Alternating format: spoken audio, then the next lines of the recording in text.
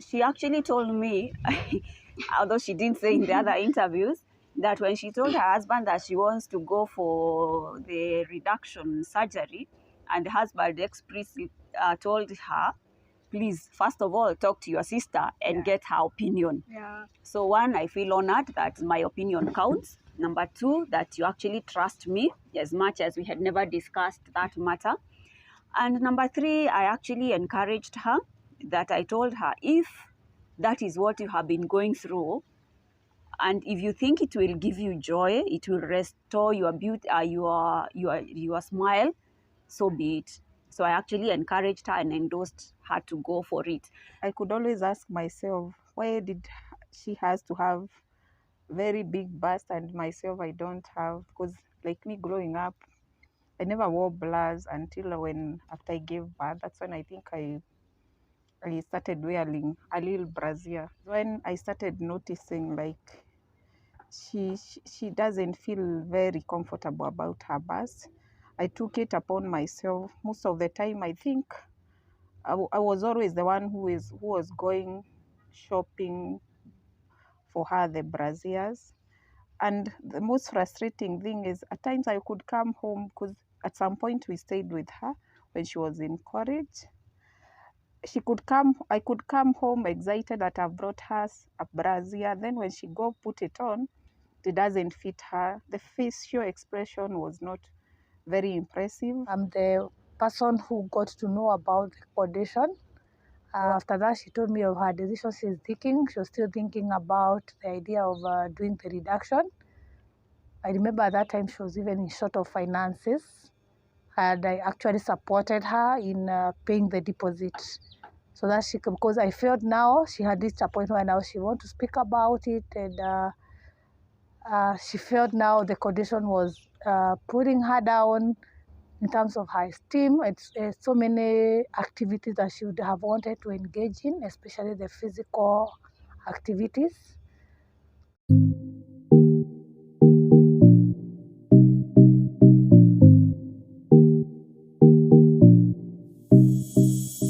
Hi everyone, welcome back to my YouTube channel. My name is Charity Gedo. If you're new here, karibu sana. If you haven't subscribed, kindly do so and put on the notification bell so that every time I upload a new video, you'll be among the first people to get notified. Today, I'm so excited because my guests today are my siblings, and we are doing a Q&A so that we may hear how they felt about my experience with this rare condition called gigantomastia. Karibuni. Welcome, Winnie, to my YouTube channel. Would you kindly introduce yourself to my audience? Thank you, Charity. My name is Winnie Matimo. Charity is my baby sister. She's our youngest. Between me and her, there are other four siblings. Other three siblings, and I love her very much. Thank you. Thank you for having me on your channel. Thank you so much, Winnie. I would want you, Winnie, to tell us, when you're growing up, did you ever see anything amiss about my breast? Thank you, Charity, for asking that. Maybe I would say I didn't notice it until much later. Reason being that between me and Charity, we have a gap of 10 years. And therefore, I think by the time she started getting to puberty, I had already left home for school, because I must have joined Form 1 when Charity was probably about 4 years. And going to high school and also going to the university, which means about 8-9 years thereabout. Unfortunately, I may not have noticed that anything was amiss. And also maybe because our mom bust is slightly on the bigger side. For me, even if I had noticed that she had a big bust, I didn't think it was anything unusual. So it never really occurred to me that there's something wrong about it. And also, I guess maybe in my mind, I always thought, okay, we are all created differently. And so it never really occurred to me that anything was really miss as such until maybe much later. And with our exposure, Winnie, how comes no one ever realized that this was a condition? It was not like something that I had inherited from my mom, but a condition with our exposure. Well, I think unfortunately, as much as I would say I am a science inclined person, I never really thought about it. And maybe also because one, maybe gigantomastia is not something that is really spoken about a lot. So I guess maybe the information out there is a bit limited. So that is one. Also, number two, I think as a society or as a community, we really don't talk much about body issues because I guess it's a sensitive issue. Someone would feel offended if you tell them that, hey, I think you have very big breasts or something. So maybe silently, as much as maybe one could have noticed, maybe we didn't voice it because of maybe such concerns. But I think I would say that the biggest limitation is lack of information. Uh, Personally, I think I only heard about the condition much late, maybe 2 to 3 years ago, in a newspaper article. Although I didn't pay much attention to it in reference to Charity, my sister, because maybe also because she had never voiced that she was a bit concerned about her status, and like I think she had said in the previous interviews, she never really talked about it with anyone else. So I think to me it didn't occur that she was suffering or she had issues about her bust. Okay. Yeah. And when I remember when I think you are the first person that I approached when I came to know about the condition. I called you and I told you I want to go for a reduction. How do you feel about that decision? One, thank you very much because you actually consulted, and like I said, I think I'm the scientist in the family in a way. And when Charity told me that she had figured out that she has this issue that feels is weighing her down, I actually went up and started looking and reading about it. And she actually told me, although she didn't say in the other interviews, that when she told her husband that she wants to go for the reduction surgery, and the husband expressly told her, please, first of all, talk to your sister and get her opinion. Yeah. So one, I feel honored that my opinion counts. Number two, that you actually trust me as much as we had never discussed that matter. And number three, I actually encouraged her, that I told her, if that is what you have been going through, and if you think it will give you joy, it will restore your beauty, your smile, so be it. So I actually encouraged her and endorsed her to go for it. And also because I think I had read, when now she mentioned, I remembered I had read about it, about a lady who had undergone the procedure. And then I actually remembered that sometimes back she had having a back pain on and off. And at some point, even her shoulders had issues. And then I actually related to an article I had read in the newspaper about a lady who had gone through the same challenges.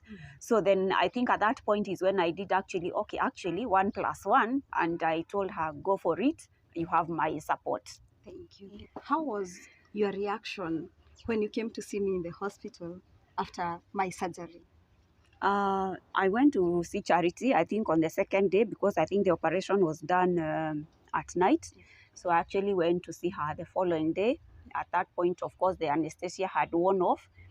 And as much as we know that it was a long, about a 5 hours process, she had the best smile. She was very happy.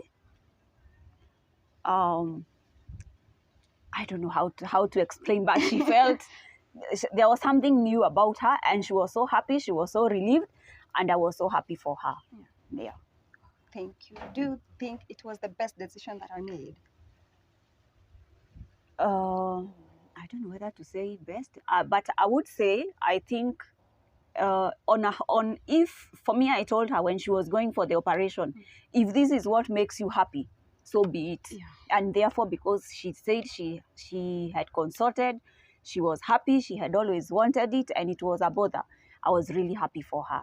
And for sure, after that, I have seen her change. She is more confident, she is happy, and she's very happy, very bubbly, and very contented. So I'm happy for you, my sister. Thank you so much. Thank you so much, Winnie. Thank you even for coming to my show.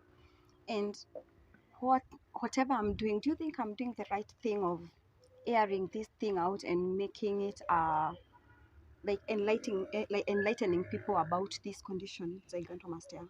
I think you're doing great, because, like I've said in the previous question, I think one of the things that we are lacking is information.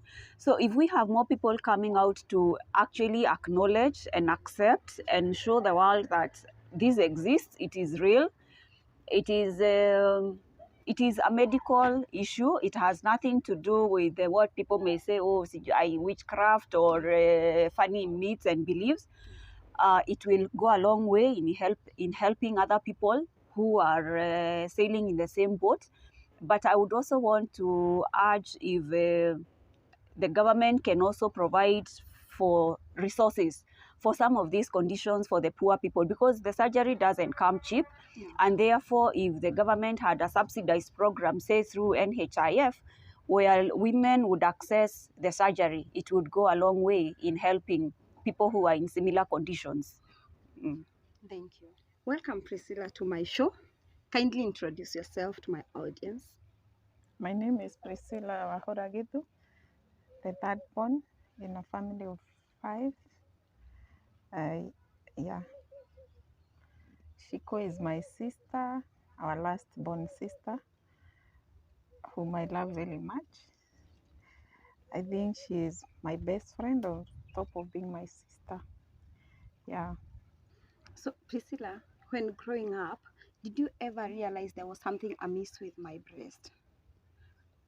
I will not really say so, but I remember for me, the bit that was more of a concern is because myself, I'm a small bust person. So I always felt awkward for her. Like, I could always ask myself, why did she has to have very big bust and myself I don't have? Because like me growing up, I never wore bras until after I gave birth. That's when I think I started wearing a little brassiere. Before then, I never used to do it. No, now when she reached after high school, I think that is when I started noticing like she doesn't feel very comfortable about her bust. I took it upon myself. Most of the time, I think I was always the one who was going shopping for her the brassieres. And the most frustrating thing is at times I could come home, because at some point we stayed with her when she was in college.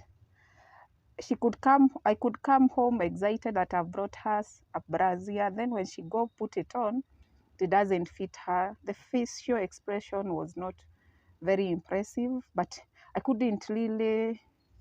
didn't think it's actually a medical condition. I didn't have let's say that there was so much, we didn't know much about it until now. When the first time I had it with my other sister, her colleague, who was the one who first was diagnosed and who came out in our country about the condition. That's when we had a clue, but we really never took it upon ourselves, maybe to do research and maybe to see how we can help our sister. Maybe we felt like she didn't have an issue with it, like the way when she came out, I really felt, and it now when things started adding up. Now, no wonder when you could start telling her something, she became very defensive about it. Shiko has always been that bubbly girl, when it comes to house chores, she's always, you don't really need to tell her do this, do that.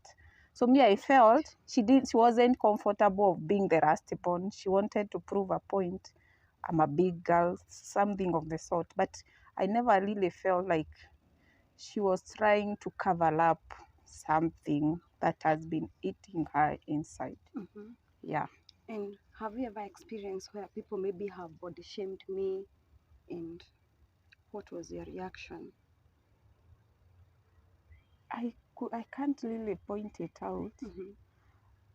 But what really, the only bit that I used to feel is when anybody used to happen to compare me with you anytime we are with you. That is the only time I could feel, why do you have to only see about the bust Yeah. and not see anything else? Mm-hmm. The only time I felt odd about it, it's anytime when somebody could compare me or start asking me who is older. I always felt offended, and I've always been very proud when I would say she's my baby sister. Actually, Yeah. most of the time when I'm doing the introduction, Yeah. I always say she's my baby sister.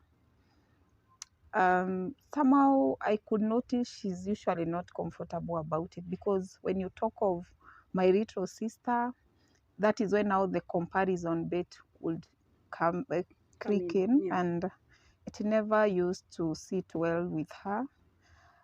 But I never thought that it was weighing her out or affecting her self-esteem until now when she talked about it. Uh, Now that is when I started comparing and adding, trying to add up. Things started adding up. Like every time, like when you attack Shiko in terms of the body size, she was Yeah. always very defensive. She has always been very defensive. But nobody in our family thought that it was that bad. But we thank God, like somehow she managed to cope with it through her singing, which we thought it's a hobby, or it's something like she used to like singing, like she used to enjoy it. But I think that is how God made it. Like her music was a way of comforting herself, drawing strength within herself. Because somehow, despite the challenge, anytime when Shiko was doing a presentation, singing or praising, she used to be another person. Let me put it that way. I don't know. It's what she used to do from the singing itself, but anytime when Shiko was singing, you could feel it from the inside, her inside, the inner person, that there is a different personality within herself. Yeah. Thank you. And when I told you I want to go for the reduction, Priscilla, how did you take it? What was your reaction when I called you? First, me, I just felt you just want to slay like the casual way. I took it casually, but I've always been that person, very open-minded myself. So to me, my mind was, yeah, she deserved to look good, because for me, I've lived with a small bust, and to some extreme, you are limited to what you wear. There is what you can't wear because of the small bust. Same case, I could see her. She has struggles in what to wear, and that has always been a big challenge. So when you told me about it, me, I've never even researched about it. I knew there is a condition like that, but I never give it a thought until now when you came out clean about it, and you decided to speak about it. That is when now I started seeing, and I started doing my reflection. I had my reflection, especially when you gave birth. I remember at some point we stayed with you when you're pregnant. I remember the way you struggled with the pregnancy. And I remember one time when you were admitted at Aga Khan, I telling you, is it because of maybe the way you are sleeping? Now when you talked about it, that is when I realized, so this is was such a it was such a challenge, or it was a bigger problem than what we saw. Yeah, that is it. When we met in town for the first time after my reduction, how did you feel? I felt good, and I felt like I wasn't there for the whole process when it was going on. But to be very sincere, me, I never thought it is a big deal. I just thought it's just a normal, how do I put it now? Procedure. A normal procedure, cosmetic procedure. To me, that is what was in my mind. Until now, when you broke it down, the process, how you go about it, like even you have to go for test and everything like that. That is now when the interpretation came out. This is a medical condition that we ignore, especially in the African culture. When you talk about our body in the African culture, it's usually like a norm or a myth, which so many people are suffering inside with no support, nobody to talk to, and also how do I put it? The way the society talk about it, there is nothing positive about it. So you feel left out. Growing up, having been brought up by a teacher, I that is also something like now put it more challenging, because when you like talk about it, people will stigmatize. There is a stigma about it, Yeah. because there is that bit of huyu ni mtoto wa mwalimu, like the way we grew up. Huyu ni mtoto wa mwalimu, ABCD, such thing, which now start weighing you out, weighing you down, being the victim. Yeah. And whatever I can say, have you noticed any change in me since my surgery? Yeah, there is a lot of change, especially your personality have changed. You can feel it, like you feeling the new being in you. I actually have never even seen you posting photos, the full size photo.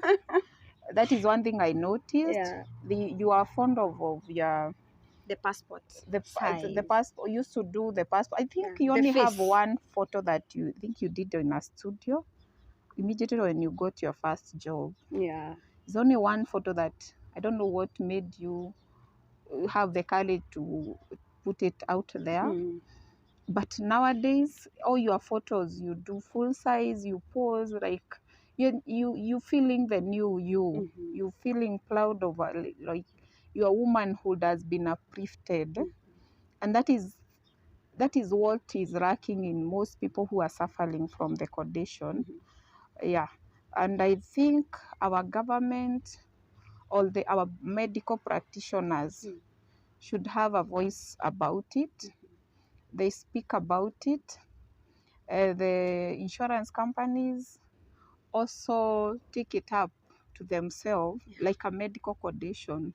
It's not like when you talk about breast reduction, people always think It's cosmetic. it's a cosmetic surgery, which is not. Mostly the problem that come with it, especially the back pain, and also even that confidence of walking around as a woman.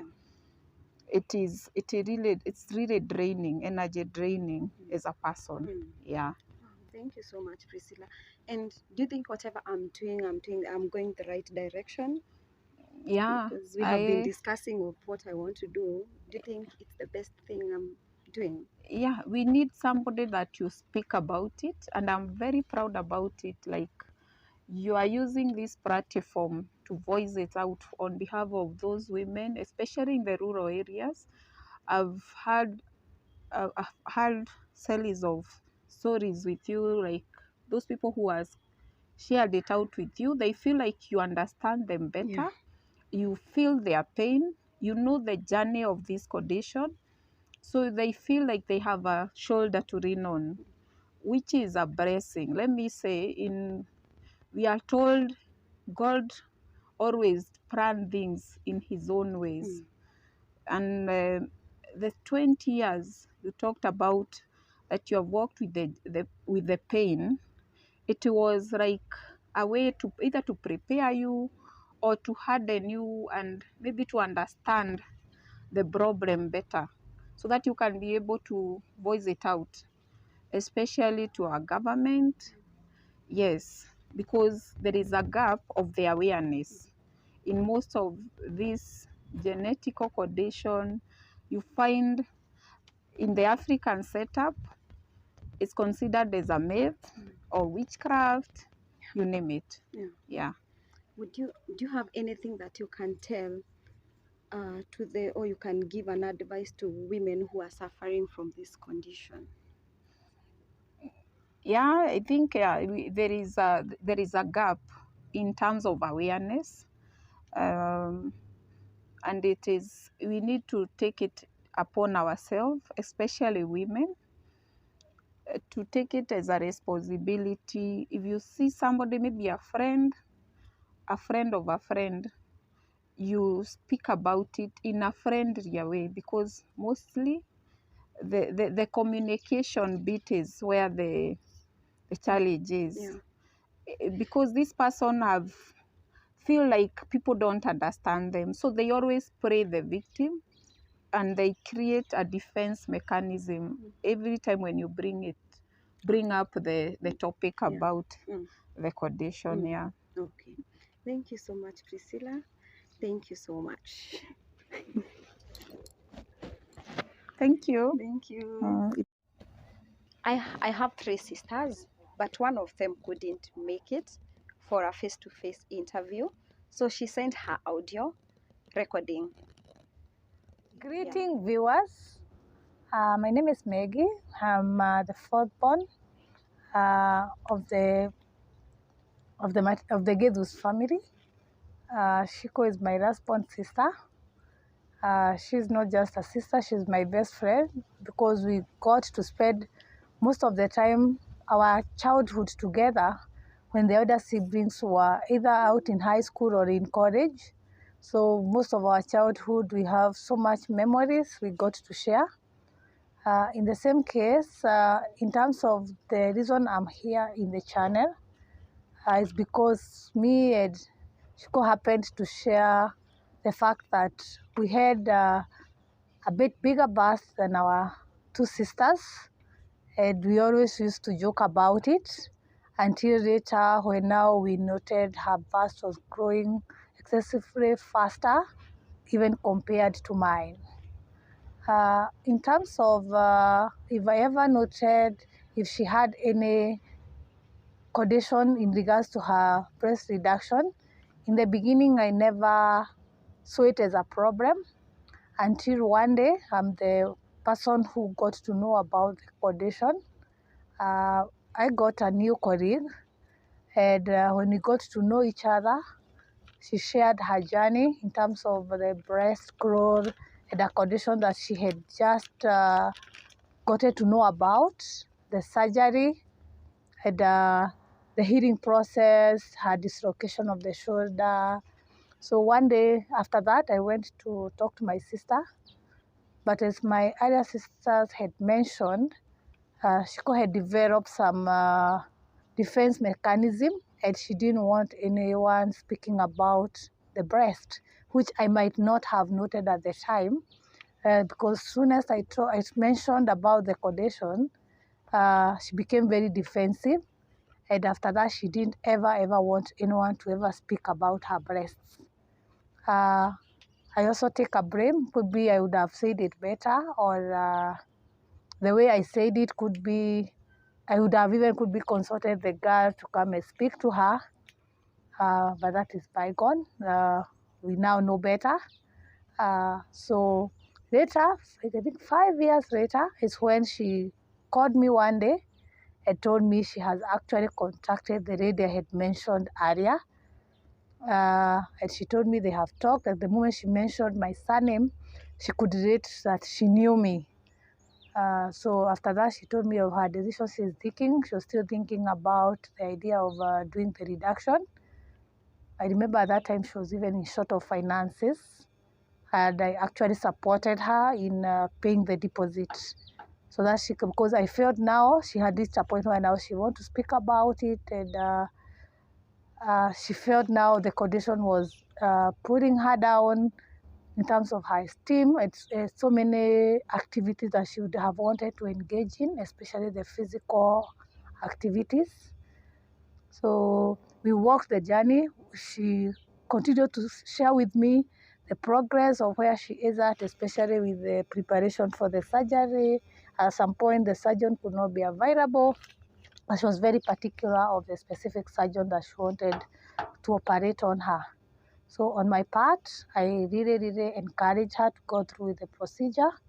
Unfortunately, I was not able to visit her at the hospital after the procedure, but I could tell the day I met her, I think 3 months later, or 2 months or 3 months later after the surgery, I could see the difference in her in terms of even her baby face was back, her smile was back, and like before, she was all happy. You could tell now something new has been born again in her. And now when later she consulted again in terms of wanting to speak out, there was no one who was much happier and supportive. Basically, all of us, we have really walked this journey with her. We've supported her, and we are really encouraging her.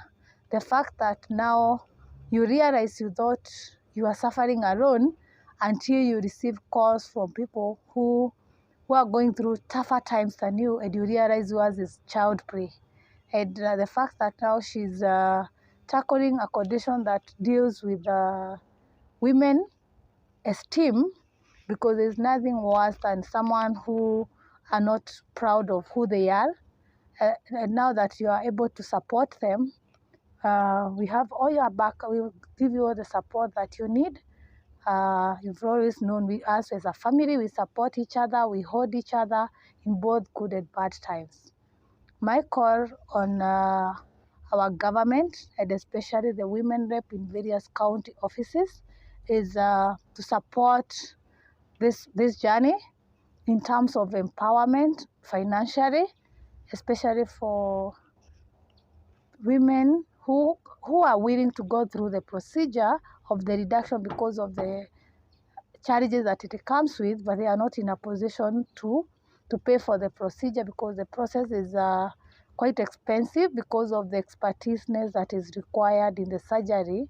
We support those who can not be able to pay for the surgery through also equipping our county hospitals with the required equipments to be able to make the surgery affordable for the few who cannot be able to raise the required funds. Thank you. So thank you so much for watching, and thank you for always getting time to come and watch my videos. You've heard from my sisters, and as I have always been insisting on people who are suffering from gigantomastia or they're suffering from big breast, it should always come from you. Let it not get to a point where you're getting to a point of being depressed, and maybe you have a family or your siblings who can support you. It is always good to open up. Don't reach to a point that I had reached to. Thank you so much. Until next time, bye.